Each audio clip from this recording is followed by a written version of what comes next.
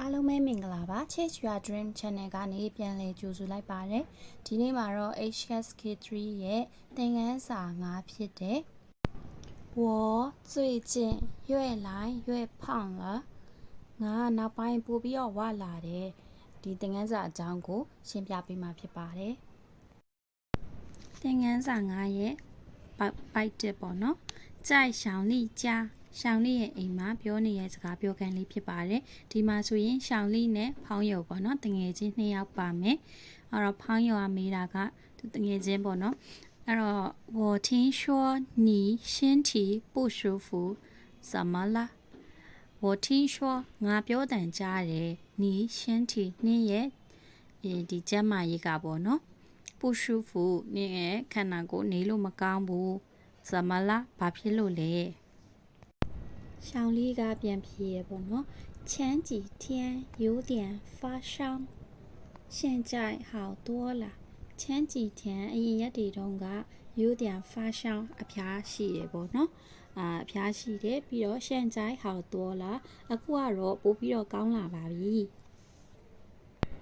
喝杯茶吧。建议不喏，来拍一道吧，这是我为你买的绿茶。这是ဒီဟာက我为你ကနေ့အတွက်မိုက်တဲ့လွိချဝဲလာတဲ့ဒီလက်ဖက်စိမ်းပေါ့နော်လက်ဖက်စိမ်းဖြစ်တဲ့ဟန်ဘူးဆော့တကယ်မဆိုးဘူး小丽ကပြန်ဖြေတယ်谢谢我要吃药不喝茶了ကျေးဇူးတင်ပါတယ်我要吃药ငါကဆေးတောက်ရအောင်မှာ不喝茶了ဒီလက်ဖက်ရည်ကိုမတောက်တော့ဘူးတငယ်ချင်းကပြောတယ်那喝杯水吧အဲ့ဆိုလေရေတစ်ခွက်လောက်တောက်ပါပေါ့နော်ရှောင်းလေးပြန်ပြောတယ်ဟာတာကောင်းပါပြီအဲ့တော့ဒီ dialogue လေးကိုတစ်ခါလောက်ပြန်ဖတ်ကြမယ်ပေါ့နော်我听说你身体不舒服怎么了前几天有点发烧现在好多了喝杯茶吧这是我为你买的绿茶很不错谢谢我要吃药不喝茶了那喝杯水吧好的ဒီဖတ်စာချက်မှာ new words အနေနဲ့ပေါ့နော်စကားလုံးတစ်နှလုံးပါတယ်နံပါတ်1ကကြတော့发烧ကအဖျားရှိတာဝေဆိုတာကကြတော့အတွက်ပေါ့နော်လူတရားရောက်အတွက်ကိုပြောတာဒီမှာဆိုလို့ရှိရင်ဝေနေနှစ်အတွက်လို့ပြောတယ်ပေါ့နော်โอเคအဲ့ဒါဆိုလို့ရှိရင်ဒီအပိုင်းနှစ်ကလေးကိုဆက်သွားမယ်ပေါ့နော်ဒီမှာဆိုလို့ရှိရင်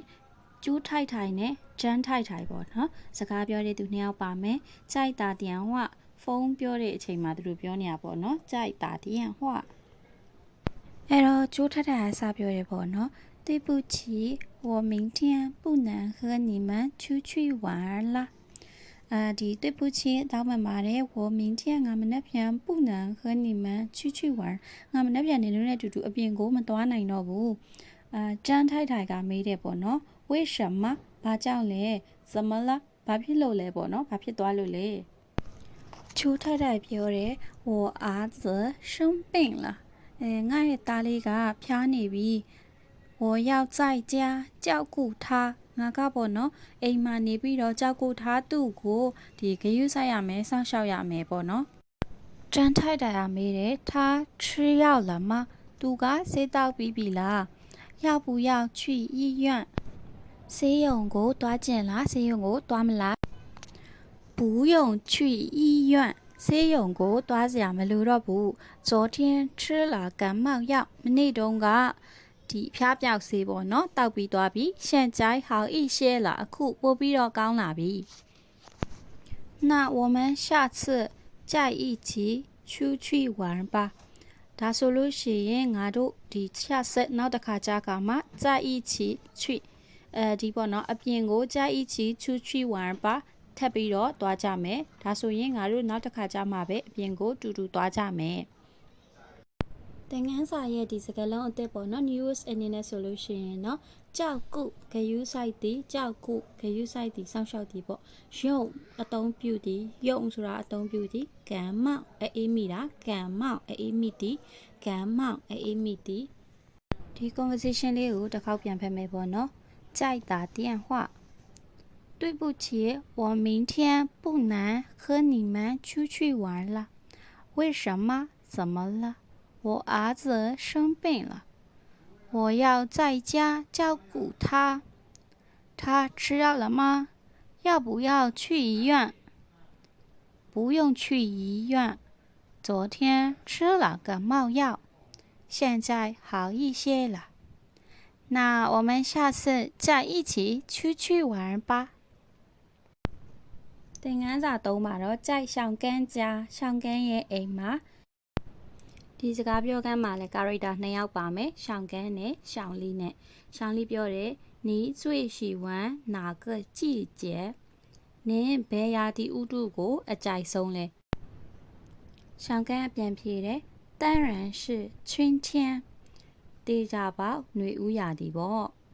天气不那么冷了ရာသီဥတုကအဲ့ဒီလောက်ကြီးမအေးတော့ဘူး桥和树都绿了တစ်ပင်လေးတွေမြက်ပင်လေးတွေနဲ့ကုံလုံးကလည်းစိမ့်ဆိုးနေတာပဲ花也开了ပန်းလေးတွေကလည်းပွင့်ကြပြီရှောင်းလေးကပြန်ဖြေတယ်我最喜欢夏天ငါကတော့နွေရာသီကိုအကြိုက်ဆုံးပဲ因为我可以穿漂亮的裙子了因为ဘာကြောင့်လဲဆိုတော့我可以穿ငါကဒီဝတ်လို့ရတယ်ပေါ့နော်漂亮的裙子了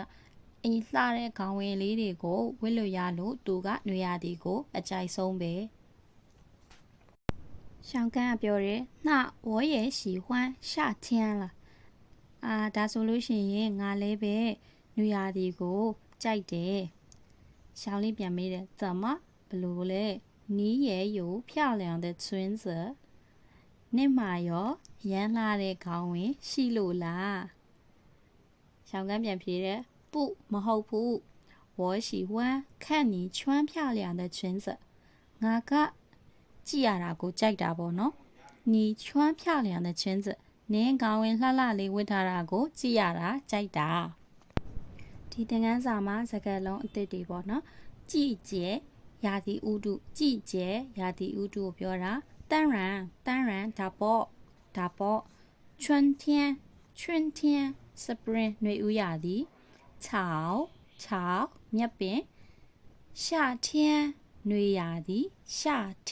နွေရာသီ裙子ခေါင်းဝင်တို့စကတ်တို့ပြော裙子ခေါင်းဝင်စကတ် conversation တစ်ခုလုံးကိုပြန်ဖတ်မယ်在小甘家你最喜欢哪个季节当然是春天天气不那么冷了草和树都绿了花也开了